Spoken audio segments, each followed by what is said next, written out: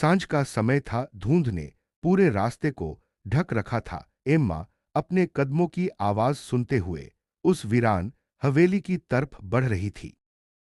हवेली पुरानी और जर्जर थी, दीवारों की रंगत उतर चुकी थी, खिड़कियों के शीशे टूटे हुए थे। आसमान में कौवे कांव कांव कर रहे थे और उनके पंखों की सरसराहट हवेली के चारों तरफ गूंज रही थी। धुंध इतनी गाढ़ी थी कि हवेली के आखिरी हिस्से तक दिखाई नहीं दे रहा था। एम्मा ने गहरी सांस ली और धीरे धीरे मुख्य द्वार की ओर बढ़ी। उसका दिल तेजी से धड़क रहा था। तभी दूर कहीं थरथराती हुई बिजली चमकी और एक सिहरन ने उसके पूरे शरीर को पकड़ लिया। हवेली में कुछ अजीब था, कुछ ऐसा जो नजर नहीं आता पर महसूस किया जा सकता था। एम्मा ने जंग खाए हुए भारी लोहे के गेट को धक्का दिया। गेट दर्द भरी चीख की तरह चर्र चर्र करता हुआ खुलने लगा। जैसे ही वो अंदर कदम रखती है, पुराना लकड़ी का फर्श कराह उठता है। हर कदम के साथ टूटे हुए फर्श से धूल हवा में फैलने लगती है। हवेली का अंदरूनी हिस्सा अंधेरा और सन्नाटे से भरा था। दीवारों पर पड़ी दरारों के बीच से ठंडी हवा अंदर आ रही थी। कोनों में अजीब सी परछाइयां हल्की हल्की हिल रही थीं, जैसे कोई वहां खड़ा हो लेकिन नजर न आता हो। एम्मा ठिठक कर रुक गई। तभी गहरे सन्नाटे में एक धीमी फुसफुसाहट गूंजी। लीग। उस एक शब्द ने उसके रोंगटे खड़े कर दिए। हवेली में जैसे कुछ अदृश्य उसकी हर हरकत को देख रहा था। एम्मा लंबी अंधेरी गलियारे में धीरे धीरे आगे बढ़ रही थी। उसके हर कदम के साथ पीछे से दिल की धड़कन जैसी आवाज गूंज रही थी, धक धक। दीवारों पर टंगे पुराने सड़े हुए पोर्ट्रेट्स, उनकी आंखें मानो उसे घूर रही थी। जैसे वो जहां भी जाती, वो आंखें उसके साथ साथ घूमती जा रही हों।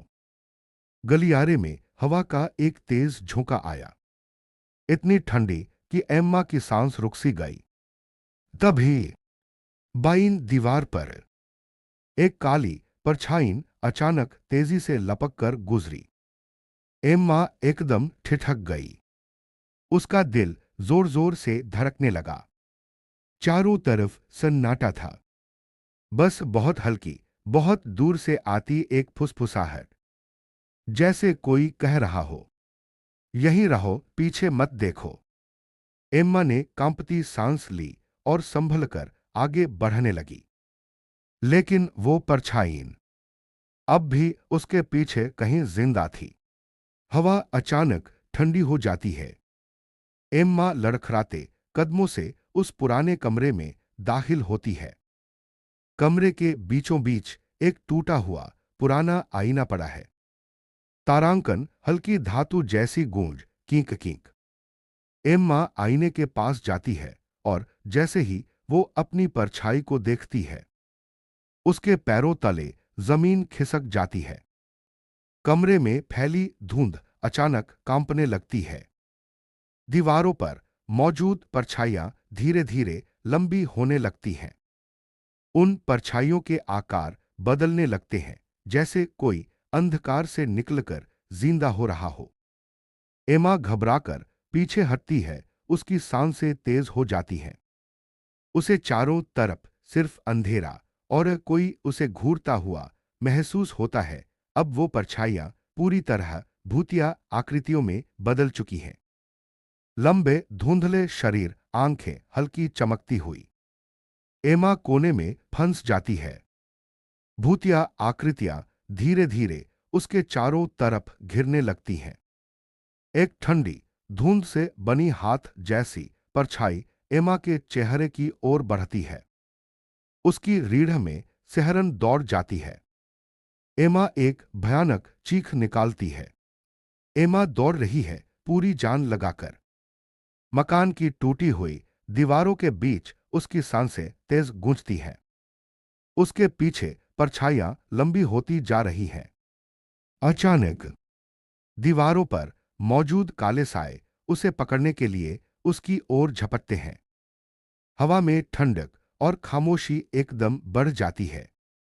धरकाम एक एक करके सभी दरवाजे अपने आप बंद होने लगते हैं। बूढ़े लकड़ी के दरवाजे जोर से टकराकर हिलते हैं। धूल उड़ती है। एमा बाहर निकलती है। सूरज की गर्म किरणें उसके चेहरे पर पड़ती हैं।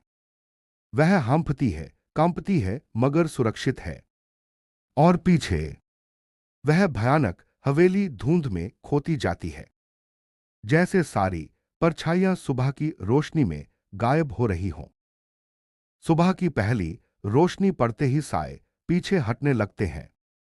एमा कार तक पहुंचती है, इंजन स्टार्ट करती है और तेजी से निकल जाती है। लेकिन हवेली के दरवाजे पर एक काली आकृति अब भी उसे चुपचाप देख रही होती है। डर के साथ मस्ती भी चाहिए तो लाइक करें और सब्सक्राइब करें।